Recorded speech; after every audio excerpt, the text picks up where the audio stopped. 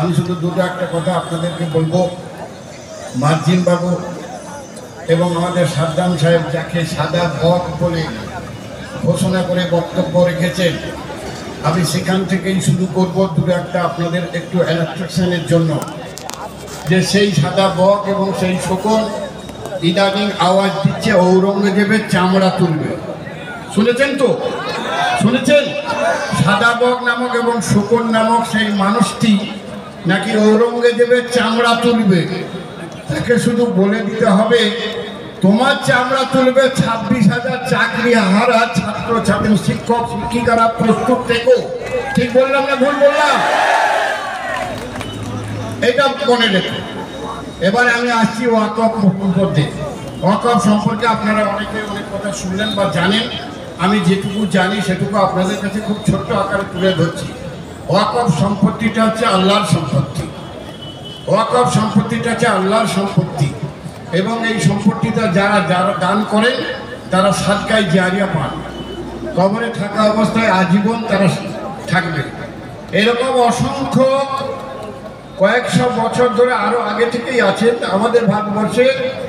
কয়েকশো বছর ধরে ইসলাম প্রেমী, দেশ প্রেমী, মানব প্রেমী, মুসলিম প্রেমী মানুষেরা 80,000-এরও বেশি সংখ্যা, নাম্বার অফ 18,000 এরকম সংখ্যা এখন বেরিয়েছে। 80,000-এরও অধিক এই ওয়াকফ সম্পত্তি আছে, যার পরিমাণ কয়েক লক্ষ। সেটা ভারতবর্ষে আছে। ভারতবর্ষের যে 29টা রাজ্য এবং কেন্দ্রশাসিত অঞ্চল 9টি, সবাই কম বেশি ছিটিয়ে ছিটিয়ে সারা ভারতবর্ষে আছে। আর এই ওয়াকফ সম্পত্তি দান করেছিলেন মুসলমান ভাইরা এবং তার ওয়াকফ সম্পত্তি যে আর্টিকেল 26 নম্বর ধারায় বলা আছে, এই সম্পত্তিটা শুধুমাত্র মুসলিমদের জন্য নয়, বিভিন্ন সম্প্রদায়ের মানুষের জন্য ব্যবহার করা হয়, বিশেষত মুসলিমদের জন্য। এবং মুসলিমদের মাদ্রাসা, খানকা, মক্তব, ঈদগাহ, কবরস্থান, বিভিন্ন জায়গার উন্নয়নের জন্য লক্ষ লক্ষ কোটি টাকা, 1 টাকা 2 টাকা নয়, লক্ষ লক্ষ কোটি টাকা ভারত সরকারের কাছে, পশ্চিমবঙ্গ সরকারের, রাজ্য সরকারের কাছে কোষাগারে জমা হয়। খরচ কোথাও হয়নি, লুটপাট হয়। দীর্ঘদিন ধরে এই সম্পত্তি লুটপাট হচ্ছে। এই সম্পত্তিতে আগে যারা সদস্য ছিলেন, সেন্ট্রাল কমিটি আছে, যেটা আছে আপনার, সেই কমিটিতে সমস্ত মুসলমান লোকরা আছে। মুসলমানদের সম্পত্তি, মুসলমান দাতা, মুসলমানদের দেখভাল করার জন্য সব কমিটি, 46 জনের বেশি কমিটি মেম্বার ছিলেন। দে আর অল মুসলিম, তারা সবাই মুসলমান ছিলেন। কিন্তু এই 2024-এর আগস্টে নরেন্দ্র মোদী বিলটা আনলেন। বিলটা আনলেন কখন? ঠিক আগস্টের কিছু আগে এবং এই মার্চের মাঝামাঝি মোহন বকবক, যিনি RSS এর প্রণেতা, তার সঙ্গে মোদীর একান্ত বৈঠক হলো।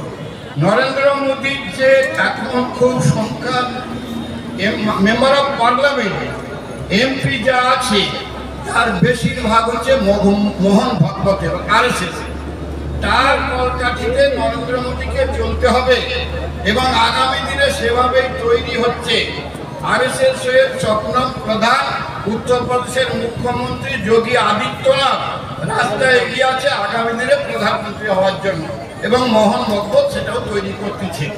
এবং সেইখানেই হলো যে অবিলম্বে 2024 যে অ্যামেন্ডমেন্ট বিল, এই যে ওয়াকফ সংশোধনী বিল, অতি সত্বর এটা বিলে পরিণত করে কার্যকরী করতে হবে। তাই তড়িঘড়ি করে মাত্র কয়েকদিন আগে এই বিলটা পাস হয়ে গেছে, কার্যকরী হবে। এই বিলটা কি আছে? ছিল কি?